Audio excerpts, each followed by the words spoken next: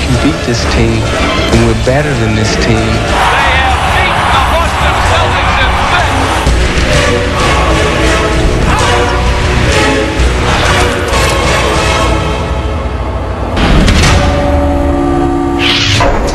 It will be a battle of the top two teams in the Eastern Conference Wednesday night when Detroit visits Boston. The Celtics and Pistons are 1 and 2 respectively in opponents' points per game and opponents' field goal percentage.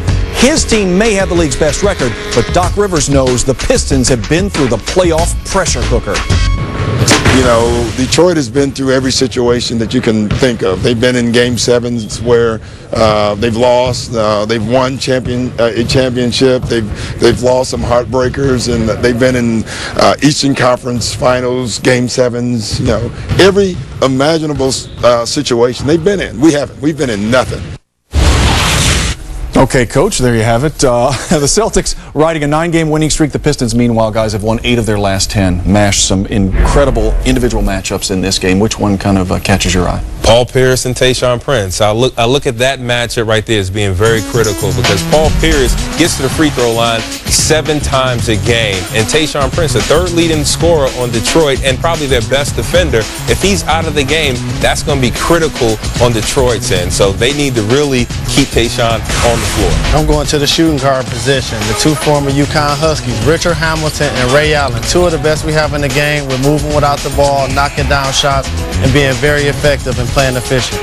I'm going with Rasheed Wallace versus Kevin Garnett. Yeah, Rasheed's only the 4th leading scorer on Detroit, but his 3-point shooting range will draw Kevin Garnett out of the paint, allow some other Pistons, and Tayshaun Prince, for example, to go down to the post without having to worry about KG, the last line of defense for Boston.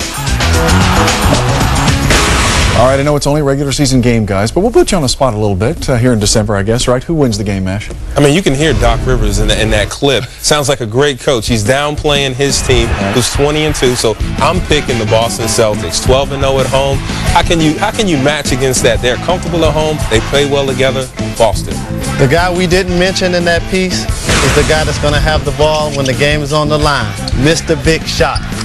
Chauncey Billups. I'm taking Detroit. I got to go with the Pistons as well, Jalen.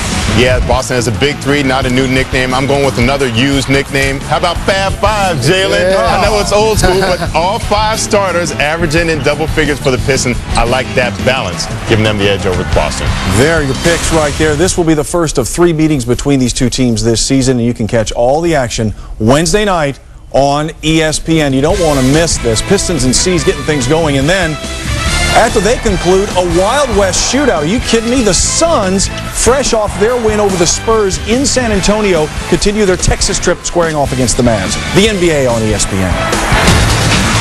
The Nets have dropped 5 of their last 6. The Kings visiting East Rutherford. Lawrence Frank trying to get his team jump-started. He starts Sean Williams and Josh Boone. So let's see how the kids played early on. The answer to that? Pretty well. Williams, the alley-oop. Jason Kidd right there, and then Boone, great position for the putback. Well, you look at that front court players, they did replace Collins there, who's been ineffective all season long. So these 2 young guys are critical from the energy level and getting rebounds to initiate that fast break. Later in the first, Nets up 3. Jason Kidd, look at that. Did he fake out almost his own teammates there? Richard Jefferson for the layup. Nets up 5. Late first quarter, Francisco Garcia banked. Buckets. Garcia's playing with so much confidence. That's what happens when you play for a guy like Reggie Theus when you're in college. Sean Williams does that. Tabino Udry right there. Let's take another look. Watch. Look where his hand is, guys. Above the square. Dwight Howard range there. Yep. Career high 8 blocks for Williams. We move ahead. Jason Kidd, just before the halftime buzzer. Nets down 2 at the break. Fourth quarter, it's tight. Kings up 4.